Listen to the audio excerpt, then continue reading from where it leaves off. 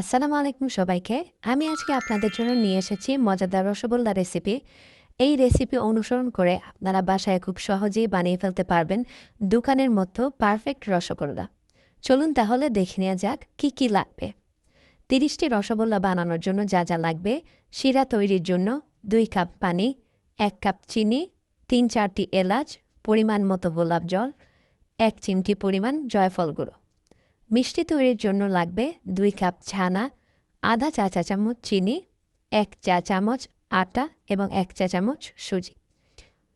মিষ্টি তৈরির জন্য ছানা আমি আগে থেকেই তৈরি করে রেখেছিলাম এবং এই ছানাটি কিভাবে প্রস্তুত করতে হবে সেই ভিডিওটি আপনারা আমাদের পেজে পেয়ে যাবেন। আপনাদের সুবিধার জন্য সেই ভিডিওটির লিঙ্ক আমি কমেন্ট বক্সে দিয়ে দিলাম। চলুন তাহলে এবার রেসিপিটি দেখে নেওয়া যাক।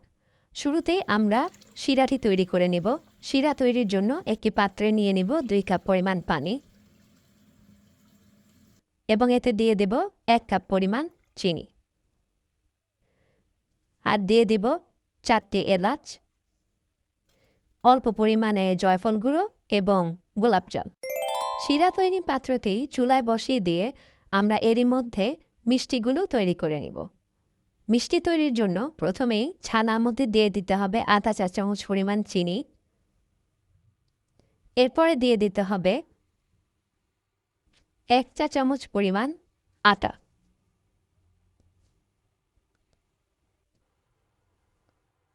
এছাড়া দিয়ে দিতে হবে ১ চা চামচ পরিমাণ সুজি। এবার এগুলোকে ভালো করে মিশিয়ে আলতোভাবে মথে নিতে হবে।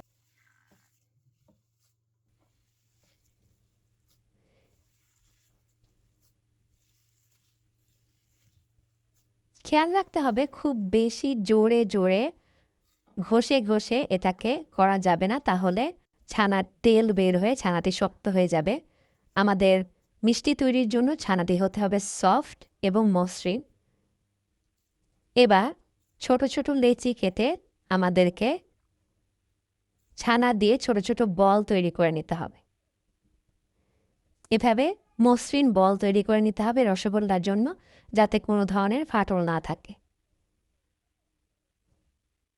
এখানে আমি ২ কাপ ছানায় প্রায় ৩০টার মতো রসগোল্লা বানিয়ে নিয়েছি।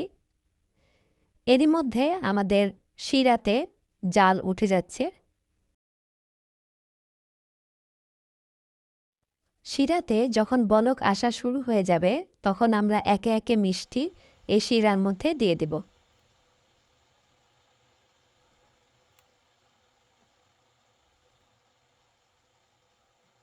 আপনারা দেখতে পাচ্ছেন আমি এক এক করে মিষ্টিগুলো শিরার মধ্যে দিয়ে দিচ্ছি।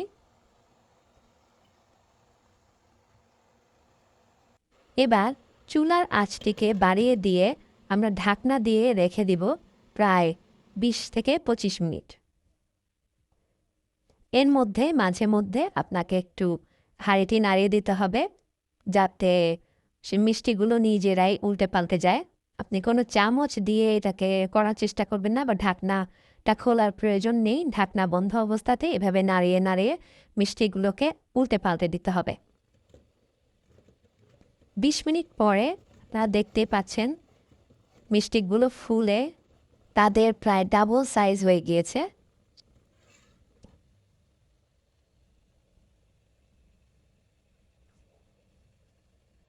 এবার চুলার আঁচ কমিয়ে দিয়ে আমাদেরকে মিষ্টিগুলোকে ঠান্ডা হতে দিতে হবে প্রায় ১০ থেকে ১৫ মিনিট।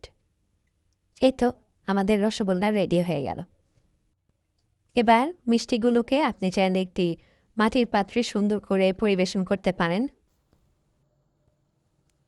আমি আপনাদেরকে একটা মিষ্টি তুলে দেখাচ্ছি। দেখুন মিষ্টিগুলো কতটা সফট এবং স্পঞ্জি হয়েছে এবং রসে ভরপুর।